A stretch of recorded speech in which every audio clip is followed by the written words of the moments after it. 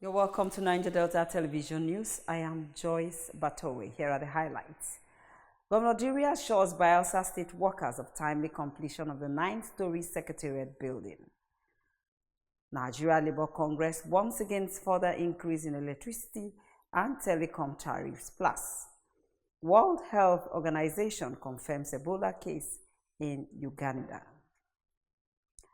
Governor Doye Diri has assured Bayelsa workers of timely completion of the iconic 9-story State Secretariat building by his administration. Governor Diri gave the assurance during the groundbreaking and foundation stone-laying ceremony of the project in Yenagwa, said funding will not pose any problem. Government House correspondent George Ameli was there and tells us more. Activities commemorating the 50th anniversary of the Government of Assured Prosperity under Senator Doye Diri continued on Saturday with a groundbreaking and foundation stone laying ceremony of the iconic 9-story new Bayelsa State Secretariat building. With the fullness of time, the structure is expected to improve the Yenagwa landscape. On hand to perform the epoch-making occasion is the Bayelsa State-born head of the Civil Service of the Federation, Dame Esther Wilson-Jack. Commissioner for Works gives the outlay for the day. This iconic building is a testament to our shared vision, a beacon of innovation, a bulb of collaboration, and a symbol of our collective commitment to the development and the progress of Bayelsa State. The head of service describes it as a worthy legacy. Today's event marks a milestone in the history of the Bayelsa State Public Service. It is a testament to the state government's commitment to strengthening the institutional framework that underpins governance and service delivery. I commend the Bayelsa State government for prioritizing this initiative and clearly understanding that a well-housed civil service is empowered. This development boosts administrative efficiency and symbolizes growth and advancement for the entire civil service in Bayelsa State. For Governor Diri, the recurrent request by organized labor in the state informed the decision for the provision of a conducive working space for Bayelsa workers. But in all, we want to give the glory to God for providing the resources and for enabling us to embark on this iconic structure to change the face of Yenagwa. A structure that is replete with every facility, a modern structure that is going to be an e-secretariat in this country. Funding will not be a problem in this project. For me, it is, in fact, it's something worth doing. And I commend the government or our prosperity governor for embarking on this project.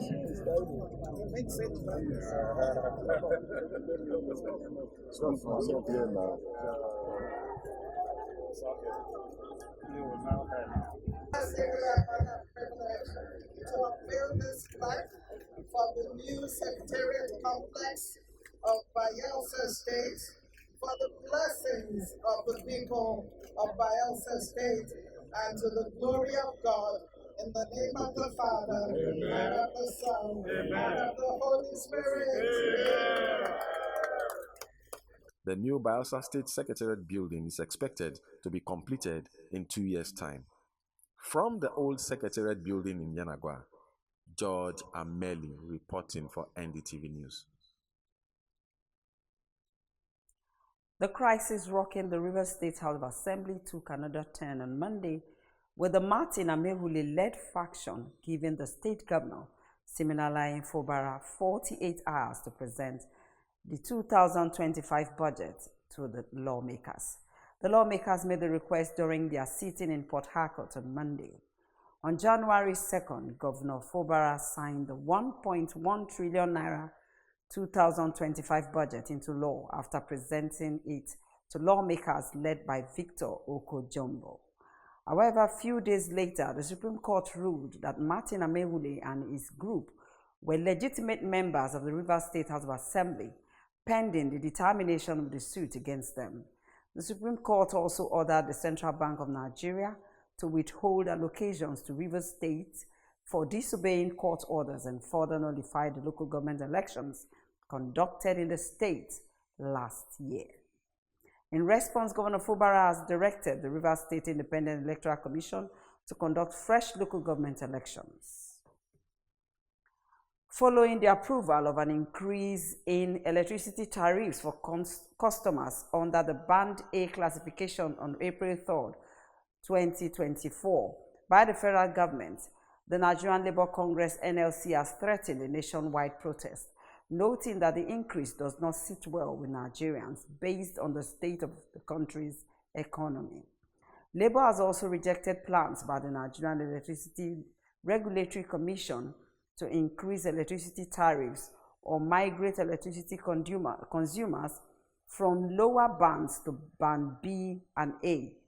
In a communique on Sunday, Joe Ajaero, president of the NLC, said the National Executive Council, NEC, of the union unequivocally rejected the migration during a meeting held in Yola, Adamawa State on February 28th. The NLC warned against any further increase, saying such will be met with strong resistance, while it also called on all industrial unions and progressive allies to prepare for decisive mass action against anti-people policies. The federal government has flagged off reconstruction of the Alau Dam in Maiduguri to forestall future flooding, restore agricultural and other economic activities, and create more jobs. Speaking at the ceremony over the weekend, the Borno State Governor, Professor Babagana Zulum, said that the reconstruction of Alau Dam will restore the dignity and livelihood of the people of Borno State, who were severely impacted by the devastating flood disaster of 2024. Recall that the Alau Dam collapsed on September 10, 2024, causing catastrophic flooding that claimed several lives and displaced thousands. The dam, which was built between 1984 and 1986, stored water from the Ngada River in Lake Chad, tributary mainly used for irrigation and source of water supply within Maiduguri and its environs. Zulum outlines several key benefits the people of Borno will gain from the rehabilitation of the dam, including enhanced agricultural activities, improved water supply, flood control, economic diversification, and community empowerment. He acknowledged the support of President Bola Ahmed Tinubu for speedily approving the repair of the dam. You're watching Niger Delta Television News, reaching you live from our studios here at the Media Complex in Keiki. On the headlines, Governor Diri assures Bayelsa State workers of timely completion of the 9-story Secretariat building. And Nigerian Labour Congress once against further increase in electricity and telecom tariffs. Still to come in the news, World Health Organization confirms Ebola case in Uganda. Details of these and other stories coming after the break. Please don't go away. Welcome to Niger Delta Television News and Current Affairs Department at the NSE Koli Media Complex here in Yanagwa, Bayelsa State. One of NDTV's traditional objectives is to disseminate information with renewed vigor.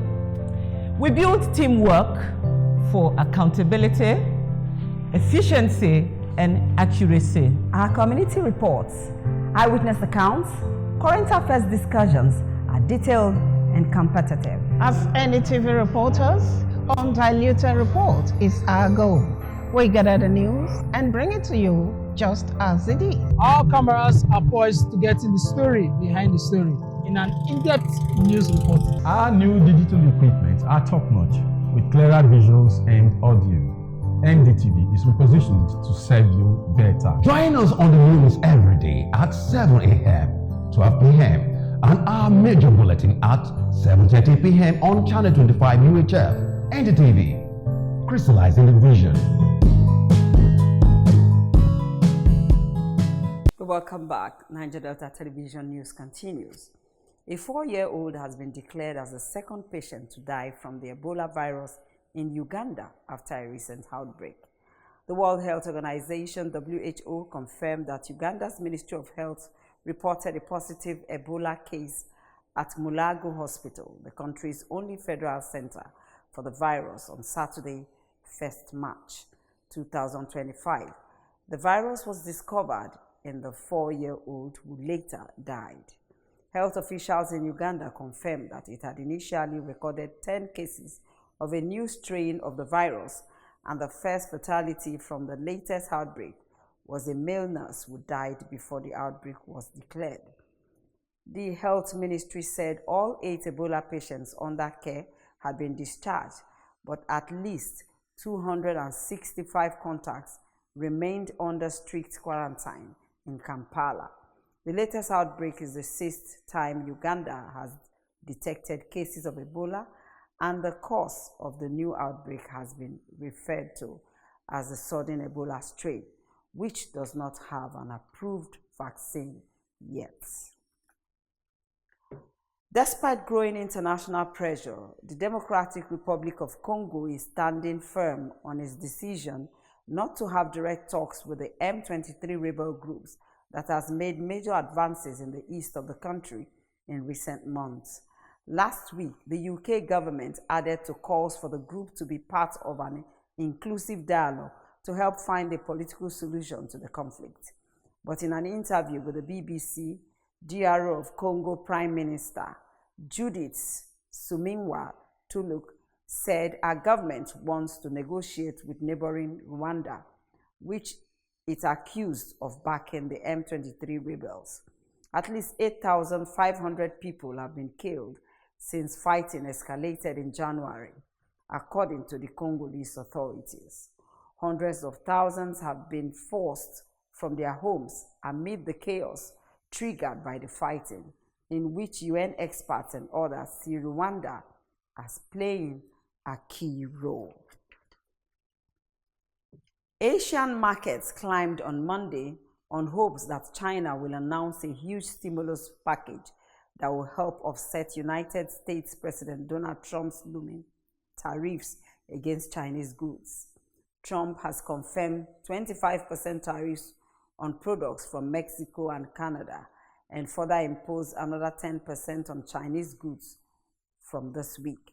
Ahead of the key Chinese parliamentary meeting opening on Wednesday, Hong Kong's Hang Seng and Japan's Wiki climbed more than 1%, while Shanghai was also up. Chinese stocks were boosted in part by data released on Saturday that showed manufacturing activity grew in February after a dip in the previous month. Hong Kong was helped by the blockbuster IPO of bubble tea and drinks giant Mixture Group, which saw its share jump 40%. However, Bitcoin slipped 1.3% on Asian markets after a 6% surge on Sunday on the back of Trump's announcement that he was considering adding 5 digital assets to U.S. strategic reserves.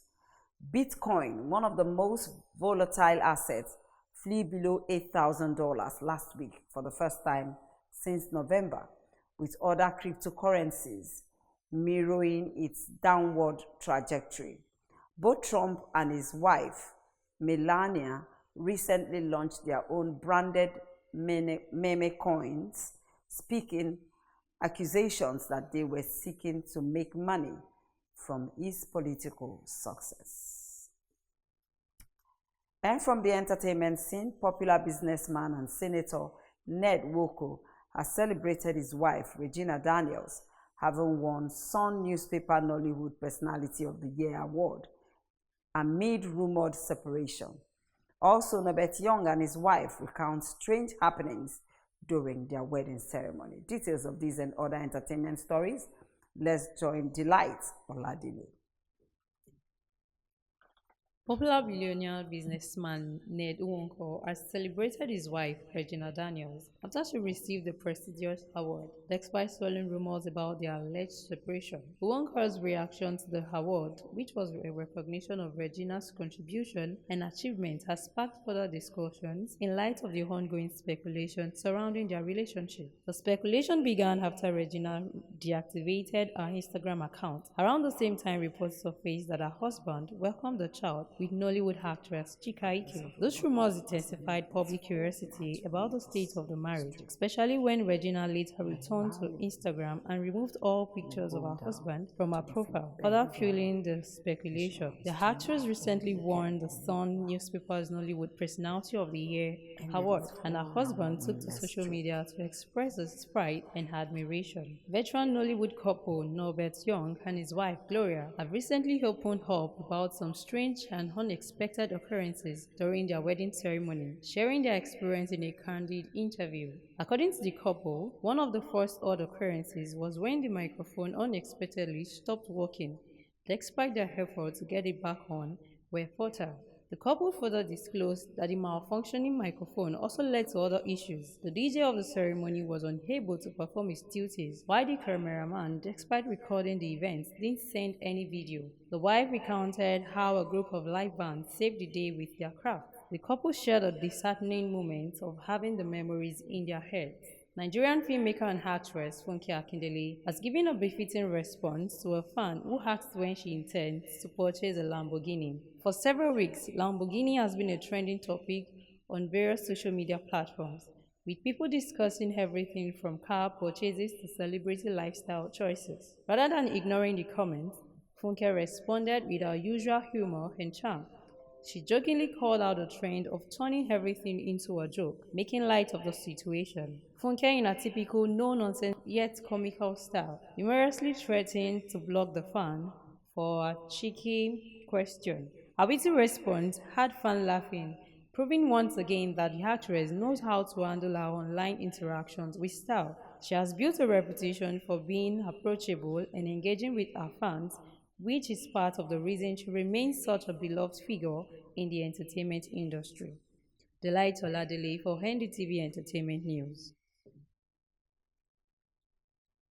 And now from the ever-busy world of sports, Bayelsa United Football Club has ended its 4-match winless streak by rallying from a goal down to defeat Bendel Insurance 2-0 over the weekend in Yenigua. For details of the report and other sports stories, let's join Ayemi Miene.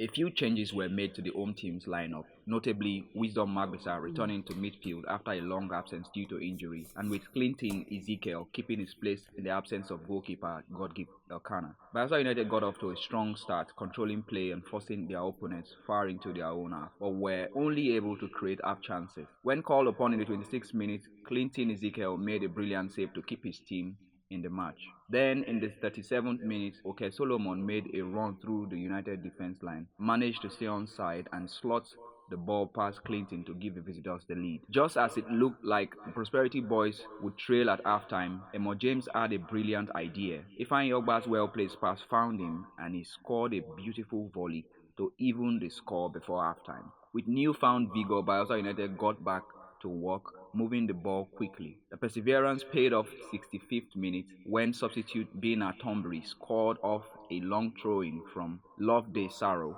to put the hosts ahead. The home team had other opportunities to extend their lead, but Rabiu, Abdullahi and Yahya failed to take advantage of some easy opportunities. Bendel Insurance put up a late pressure in an attempt to tie the score, but Bayelsa United's defense held strong to win all 3 points. At the 2025 Big 12 Championship, which took place over the weekend at the TTU Sports Performance Center in Lubbock, Texas, Nathaniel Ezekiel, Nigeria's 400-meter runner based in the United States, improved his African record to 44.74 seconds to win the 400-meter title. With the win, Nathaniel NCAA Division I Indoor Championships in Virginia later this month. He is anticipated to compete in the World Indoor Championships in China with the Nigerian 4x400 meter relay team. Last month, the Nigerian broke Sunday Bada's African record of 45.51 seconds set at the World Indoor Championships in Paris, France by running 44.92 seconds, making him the first African man to complete a full lap race indoors in under 45 seconds. As the only African to run the 400 meter indoors in under 45 seconds twice, the 21-year-old who specializes in the 400 meter hurdles outdoor solidified its position as the continent's top athlete and his historical status in Lubbock. In addition to setting an African record, the time guarantees that he will continue to be the second fastest person in the world this year, trailing only Christopher Bailey of the US, who set a new record of 44.70 seconds last month in Fayetteville, Arkansas. Ayemi Miene for NDTV Sports. That sport report wraps up the news on Niger Delta Television. Before we go, a look at some of the stories that made headlines. Governor Doye Diri has assured Bayelsa workers of timely completion of the iconic 9-story State Secretariat building by his administration. We also brought you a report that following the approval of an increase in electricity tariffs for customers under the Band A classification on April 3rd, 2024 by the federal government, the Nigerian Labour Congress NLC has threatened a nationwide protest, noting that the increase does not sit well with Nigerians based on the state of the country's economy. And finally, a 4-year-old has been declared as the second patient to die from the Ebola virus in Uganda after the recent outbreak. I am Joyce Batowe.